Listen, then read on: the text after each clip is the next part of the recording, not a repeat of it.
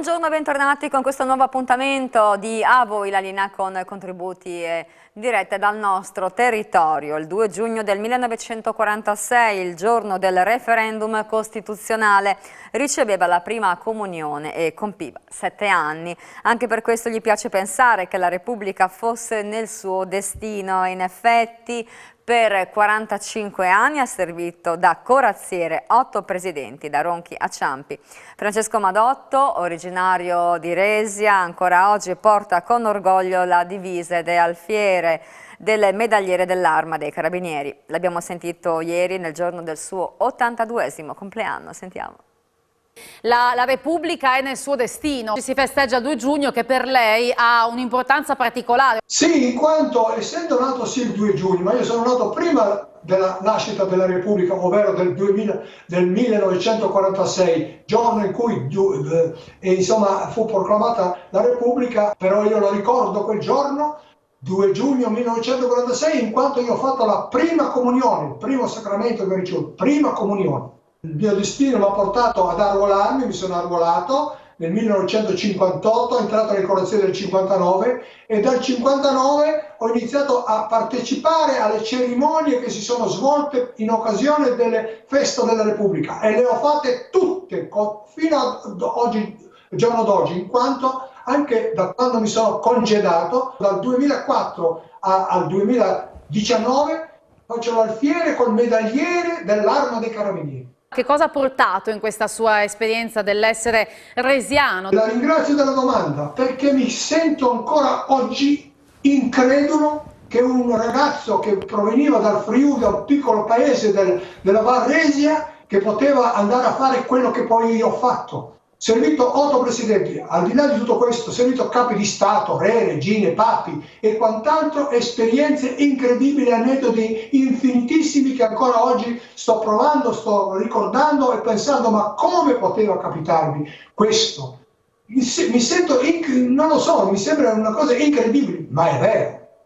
È vero, ho vissuto tutte queste cose qua. L'unico 2 giugno che ha passato poi tornando in Varese è stato un 2 giugno alquanto tragico. Tristissimo, sono stato avvisato durante la notte che è avvenuto il terremoto in Friuli, andai su naturalmente con altri colleghi, ma io dovevo andare a Resia, a Osiaco per la precisione frazione della Varesia e sono andato per vedere la mia casa. Ma la casa non potevo raggiungere per la strada normale, ho dovuto aggirare il paese e ho raggiunto praticamente per vederla, ma la casa non c'era più. E sono rimasto ancora qualche giorno. Dopo 2 giorni o 3 venne il presidente Moro, allora presidente del Consiglio, e il ministro dell'Interno Cossiga. E io, poiché accompagnavo il signor sindaco con loro a vedere il paese, ma non entrare perché non si poteva, ecco, e mi chiesero, perché mi conoscevano, corazziere, ma come mai lei si trova qua?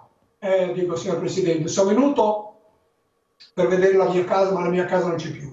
Ah, bene, rimanga qui, non si preoccupi, qua, insomma, praticamente avvisai il comando mi informa che potevo rimanere finché volevo e così sono arrivato fino al 15 di giugno, ma a fare che cosa? A essere, diciamo, innanzitutto collaborazione con la gente, le persone, aggregato ai carabinieri affinché io potessi dare aiuto a quello che poteva avere bisogno la gente. I fatti avvenuti, storici, che porta via nel tempo, bisogna ricordarle a chi noi le abbiamo vissute, magari parzialmente, ma lasciarle ai giovani d'oggi che a sua volta devono trasmettere alle future generazioni, i quali naturalmente solamente così si possono ricordare questi valori, questo qualche cosa come il tricolore, l'unità d'Italia e così via.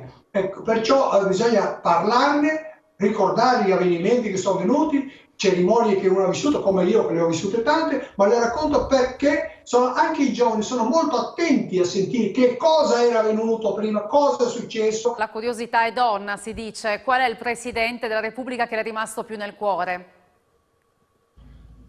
Nel cuore lei non rimarrà soddisfatta, ma nel cuore a me mi sono rimasti tutti i signori presidenti che ho servito, in quanto tutti di una straordinaria umanità, comprensione di quello che stavamo facendo istituzionalmente, rispetto, grande rispetto. Ad esempio, se si tratta del Friuli, sempre ritornando al discorso prima del terremoto, allora il comune di Resia è stato annientato e dovevano rifarlo tutto. Allora, quando l'hanno rifatto, quando dovevano poi inaugurarlo, il municipio, dove è stato fatto, sempre a Prato di Resia, hanno invitato il signor Presidente, che dopo era diventato Presidente Cossiga, Presidente della Repubblica, il quale, invitato, sapeva che io ero di quel paese, perché da quella volta che mi aveva visto lì, ha avuto sempre un contatto con il nostro sindaco, con la gente che quando venivo su diceva saluti tutti, quali sono le persone. Ma cosa fece? Mi chiamò in ufficio e mi dice: maresciallo, lei lo sa che c'è fra 3 giorni c'è l'inaugurazione del suo municipio, del municipio del suo paese? Sì signore, ma non ci posso andare perché non ci posso andare perché non ho la licenza di poterlo andare.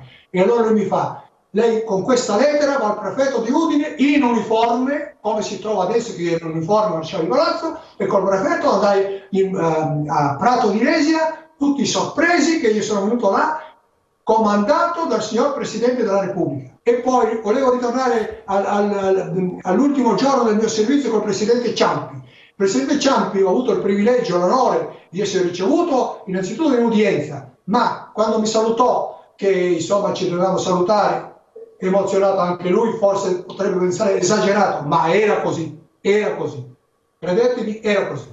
E mi dice testualmente: maresciallo, lei da domani non potrà più mettersi le stellette per l'uniforme che lei indossa, poiché noi dobbiamo versare tutto. Lei l'uniforme che lei indossa se la potrà tenere. L'ho donata al mio municipio, dove sono deposte le mie anagrafi, e là esposta in una bacheca dove tutti sono autorizzati, perché questo è scritto, ho scritto, ecco, che possa essere vista. Rieccoci, sagre e fiere torneranno ad animare le serate estive. Dal prossimo 15 giugno in zona gialla e bianca potranno riprendere i tradizionali eventi paesani nel rispetto delle linee guida per la ripresa delle attività economiche e sociali emanate dalla conferenza delle regioni approvate dal Comitato Tecnico Scientifico. Ce ne parla la nostra Isabella Gregorato con il presidente dell'Unione delle Proloco d'Italia Walter Pezzalini, collegata in diretta da Villa Manin di Passariano. A te la linea, Isabella. Grazie Paola, buongiorno ai nostri amici telespettatori. Mi trovo qui a Villa Manin di Passariano, come hai ben già anticipato tu Paola, con il presidente appunto delle Proloco del Friuli Venezia Giulia, Walter Pezzalini. La notizia del fatto che possano riaprire sagre e fiere non vi coglie impreparati, perché già avevate affrontato l'estate dello scorso anno, no? Una situazione in cui sembrava appunto in cui si poteva stare un po' più tranquilli in quel periodo, o perlomeno organizzare manifestazioni varie con un numero ridotto di persone. Sì, questo è vero, perché le linee guida che sono uscite in questi giorni ricalcano a grandi linee le indicazioni dell'anno scorso. Quello che serve in questo momento è un po' di buonsenso, perché non è un liberi tutti, perché gli assembramenti sono vietati, quindi anche andare a una sagra, creare assembramenti, questo non è possibile. Bisogna rispettare le norme sempre, anche se siamo all'aperto, mantenere il distanziamento. Chi organizza un evento poi deve preoccuparsi di pulire, di sanificare tutti i tavoli quando la gente se n'è andato, quando c'è il ricambio delle persone. Poi bisogna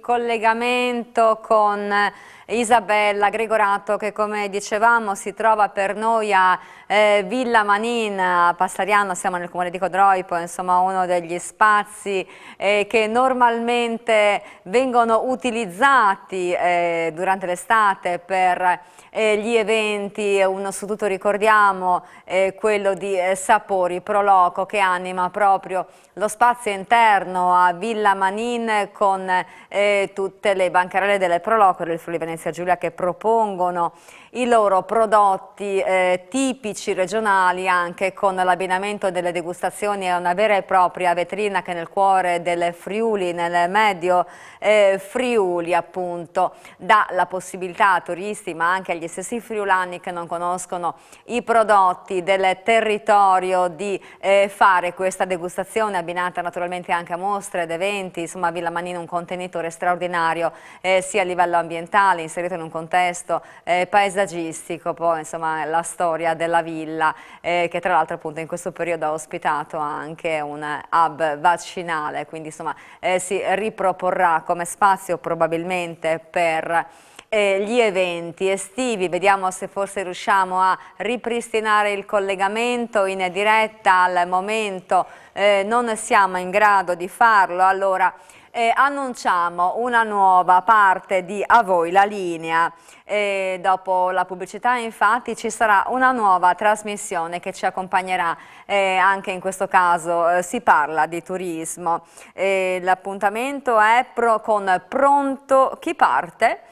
Lo spazio dell'agenda di Turismo 85 con proposte anche last minute per viaggi e vacanze, quindi insomma un momento per capire dove poter andare a passare qualche giorno di relax o anche qualche settimana di relax. Allora io vi saluto, ringrazio la regia, vi ringrazio per l'ascolto, vi auguro un buon pomeriggio, vi ricordo che l'informazione è in diretta su Telefriuli torna con il TG delle 16:30.